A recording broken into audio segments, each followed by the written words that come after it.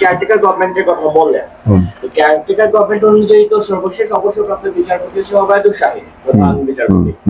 তো যদি caretaker government আসে কি এই ফরম্যাটেই আসবে নাকি মানে কিভাবে আপনি কি বলেন? প্রথমত হচ্ছে যে কেয়ারটেকার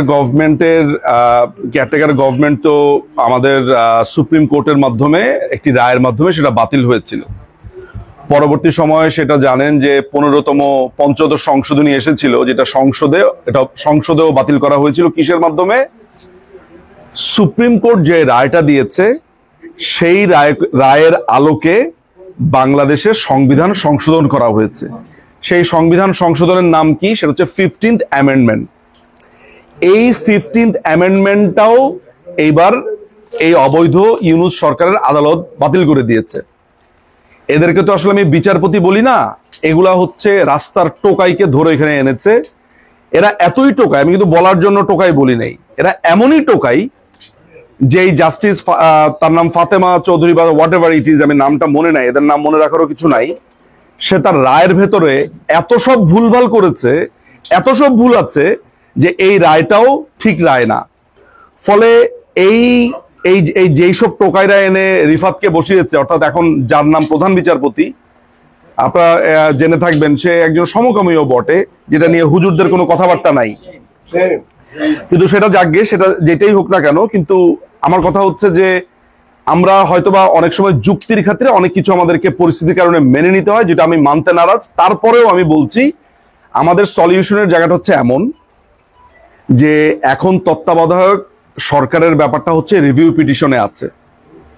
রিভিউ পিটিশনের মাধ্যমে যদি তত্ত্বাবধায়ক সরকার ফেরত আসে, তার মানে হচ্ছে তত্ত্বাবধায়ক ব্যবস্থাটা আবার ফেরত আসলো। তত্ত্বাবধায়ক সরকারকে ক্ষমতা হস্তান্তর করতে পারে প্রধানমন্ত্রী। বাংলাদেশের এখন মাননীয় প্রধানমন্ত্রী শেখ হাসিনা, তিনি যদি তত্ত্বাবধায়ক সরকারের কাছে ক্ষমতা হস্তান্তর করেন, তাহলে সেই তত্ত্বাবধায়ক সরকার 3 মাসের ভেতরে ইলেকশন সে কন্ডাক্ট করবে। তখন গিয়ে যেই সরকার আসবে সেটা বৈধ হতে পারে, প্রোভাইডেড ওই তত্ত্বাবধায়ক সরকার আসলেও কিন্তু প্রধানমন্ত্রী শেখ হাসিনাই থাকবে বাংলাদেশের আইন অনুযায়ী 151 বি, আমি ভুল না করে থাকলে। ফলে পৃথিবী উল্টে যাবে, যা কিছু যাবে, আইন তো আর চেঞ্জ হবে না। একটা কথা আপনাদেরকে এইটাও বলে রাখা ভালো যে জামাতের একজন আইনজীবী, তার নাম হচ্ছে শিশির মনির, আপনারা নাম শুনে থাকবেন। সে এখন একটা নতুন সুর ধরেছে।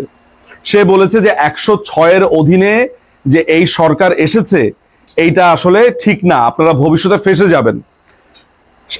আমাদের কথাতেই এসছে তারা যে 106 যে ভুয়া ছিল। কেন 106 ভুয়া থাকবে না? কেন 106-এর ভিতরে লেখা আছে যে 106টা কি, এটা একটু স্বল্প জানা দরকার। সেটা হচ্ছে যে এমন পরিস্থিতি যদি বাংলাদেশে হয় যে ওই পরিস্থিতিতে কি হবে এটা কেউ বুঝতে পারছে না, তখন রাষ্ট্রপতি এই ব্যাপারটা জানতে চাইবেন প্রধান বিচারপতির কাছে। প্রধান বিচারপতি তার সমস্ত বিচারপতিদেরকে নিয়ে ফুল কোর্ট বসাবেন। ফুল কোর্ট বসালে সেই সময় একটা ফুল হিয়ারিং হবে।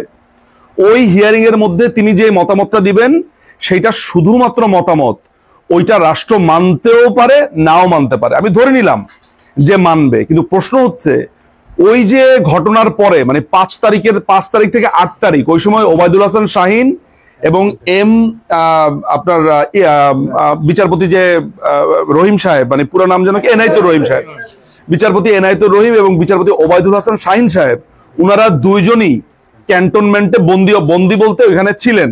তো ক্যান্টনমেন্টে থাকা অবস্থাতে ওনারা ফুল হিয়ারিং করলেন কিভাবে? তার এবং ওইখানে কারো সিগনেচার না, আপনারা এর মধ্যে এইসব ইতিহাস জানেন। এখন তারা নতুন করে বলছে যে এই সরকার 106-এর অধীনে আসে নাই, এই সরকার এসেছে জনগণের চরম অভিপ্রায়ের মাধ্যমে। তো প্রথমত এই জনগণ কত জনগণ ছিল? আমি ধরে নিচ্ছি যে 10 লক্ষ ছিল, না 10 লক্ষ না, ওদের জন্য আরেকটু সুবিধার জন্য ধরে নিলাম 50 লক্ষ ছিল। মানে যদিও এই কথা শুনে অনেকের হাসি চলে এসেছে, 50 লক্ষই ছিল ওদের পক্ষে। তো 20 কোটি জনগণের মধ্যে 50 লক্ষ কত পার্সেন্ট? তার মানে হচ্ছে এখন যদি আমি আমার আওয়ামী লীগের দলবল নিয়ে কালকে ক্ষমতা দখল করি, আবার ক্ষমতা দখল করে আমি ক্ষমতা রিগেইন করি, এরপরে যদি আমাকে সরিয়ে দিয়ে আবার কেউ আসে, তাহলে 1 মাসে 5 বার জনগণের ইচ্ছা পরিবর্তন হয়। মানে আপনার মন চাইলেও আপনি একটা গভর্নমেন্টকে আপনি জঙ্গি হামলা করলেন। ফলে ওরা এখন অ্যাটলিস্ট একটা জায়গাতে তো এসেছে, যে বলে না যে আব উঠ পাহাড়কে নিচ, বলে না যে পাহাড়ের নিচে মাত্র এসে দাঁড়িয়েছে, এইটা বলা শুরু করেছে যে এই সরকার অবৈধ, এটা জনগণের চরম ইচ্ছাতে গঠিত হয়েছে। আমি আবারও বলি, পরিষ্কারভাবে বলি, বাংলাদেশে একমাত্র সাংবিধানিক ধারাবাহিকতা রক্ষা হতে পারে অনলি এবং অনলি একটা পদ্ধতিতে। মাননীয় প্রধানমন্ত্রী দেশে ফিরবেন, দেশে ফেরার পরে নিয়মতান্ত্রিক উপায়ে যদি তিনি মনে করেন যে তিনি একটা ইলেকশন দিবেন, তখন তিনি তত্ত্বাবধায়ক সরকার যদি ফেরত আসে তখন তার কাছে ক্ষমতা হস্তান্তর করবে। 3 মাসের ভিতরে ইলেকশন কন্ডাক্ট হওয়ার পরে ইলেকশন হবে। এই ছাড়া বাংলাদেশে যদি বাংলাদেশের সবচেয়ে টপ লয়ারও এসে আপনাকে ভূগোল বোঝায়, অ্যাটলিস্ট আমার কথাটা রেফার করে বলবেন যে ব্যারিস্টার নিজু মজুমদার এই কথা বলে গেছে, এর বাইরে আর কিচ্ছু নাই, নাথিং।